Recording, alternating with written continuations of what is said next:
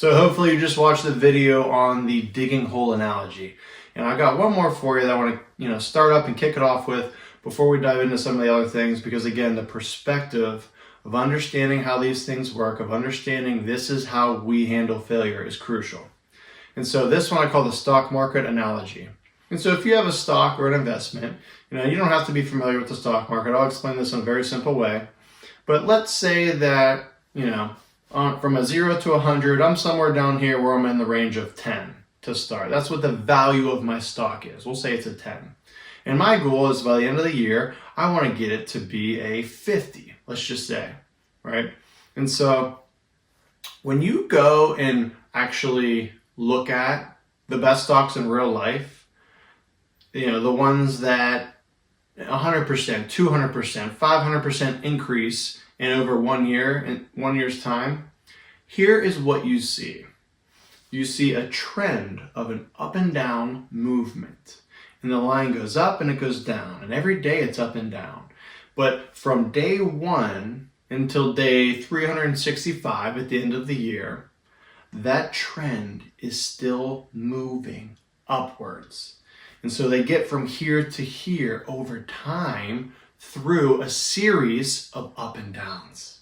I cannot stress how important this is. It is a series of up and downs that they stick with throughout the process that over time still is trending upwards. I'll give you a couple examples as a baseball or softball player. You start your season and you have a great first game. You go 2 for 4 with 2 base hits.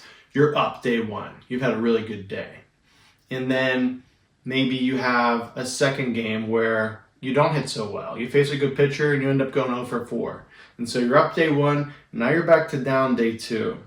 And then let's say you go into practice and you have a couple good days of practice and you start figuring out what you had to adjust. And so you're up again, right? You're up gradually. And then you go into your next game, and let's just say your next 2 games, you get a bunch of hits.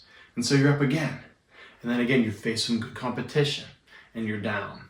And then maybe let's say you don't face good competition. Let's just say maybe we stink one day, because that's going to happen too. So you're down again. And then we adjust. We figure out through the feedback we're getting, which we're going to talk about a lot later.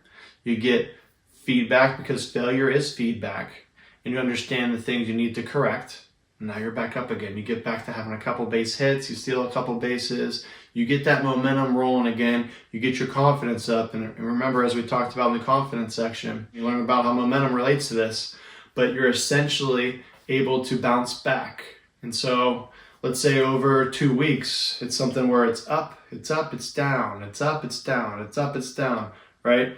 At the end of the day, we just need to have more ups than downs. And I'll be honest, you want a lot more ups than downs. You don't want it to be a close match where it's 10 ups to 9 downs. But if you stay within the process, if you start to get some confidence and ride the wave when it's hot, when you're starting to feel good, stay in that flow and apply all the things we talk about in our other lessons of how to stay hot when you are performing well. That's going to really help you trend up over time.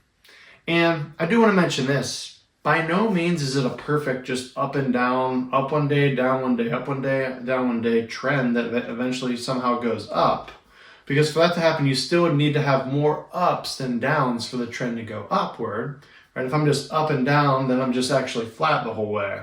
So I do need to have more ups and downs, certainly. But it's not going to be this just up and down, one after another. You might have a week or 2 weeks where you're up the whole way. And then we're going to have times as well where it's longer than we want it to be, where we're down. And we need to understand that there's going to be a point in time where we're going to be able to figure it out. We're going to pivot. Nobody to this day has slumps for infinity, right? We all have slumps, and sometimes they feel like they last forever, but there's always going to be a point in time where we do find our way out of it. And so knowing that, stop stressing about it. Stressing about it does not help out at all. I'll say this. Go on Google, search a company like Amazon or whoever, and actually pull up a graph of the last year, of what they've done, right? And when you see a company that's succeeding, you're going to see this and it's going to make sense. So the point is this: the best companies still have plenty of down days, plenty of them, meaning they have plenty of failures. And so the same is going to apply to us throughout our season, throughout our career. Certainly your career as well. There's going to be plenty of ups and downs in your career. But understand this and know this before you go into your game, your practice, your season. Have this perspective. It changes everything. Perspective changes everything because now it sets you up in a way where you're presenting yourself in a different manner. You're presenting yourself in a way that you're more prepared now for the event, right? You're more level-headed. You understand these things. You have some of the answers to the test before the paper's on your desk. And so here's what you are. You are a company. You're your own company that you've invested stock into yourself. And your stock will go up and your stock will go down. But at the end of the day, you need to realize there is no straight line path to success. There's no straight line path to success, meaning if I'm here and I want to get to here, there is no possible way I will get there by going on a straight line where it's all ups, where it's all goods, where every game is a good game, every practice is a good practice. Talked about the hole digging analogy. You're never going to get into a hole where you never hit rock or hit a branch or hit some kind of obstacle. And if you can acknowledge this, if you can get clear on this, here's what's going to happen. You're not going to panic when all of a sudden you hit failure. You're not going to panic. You're not going to stress. You're not going to feel anxiety. Why? Because you know that this is a part of the process. This is supposed to happen. And actually, this is what's supposed to happen to get you better. If all you faced was successes one after another, you wouldn't really be learning much. So you wouldn't be growing.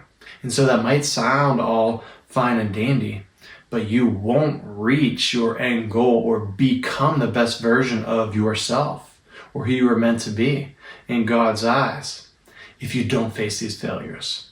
And so I'll leave it at that. Try to go over this and really think about it. Spend time on it. Get in a room, close your eyes, shut the door, and meditate on it. How does this apply to you right now today? Pick out one instance, one situation that you're going through. Could be right now, could be over the last month, even year, and apply it, right? Apply it. Apply this perspective. Let it calm you down.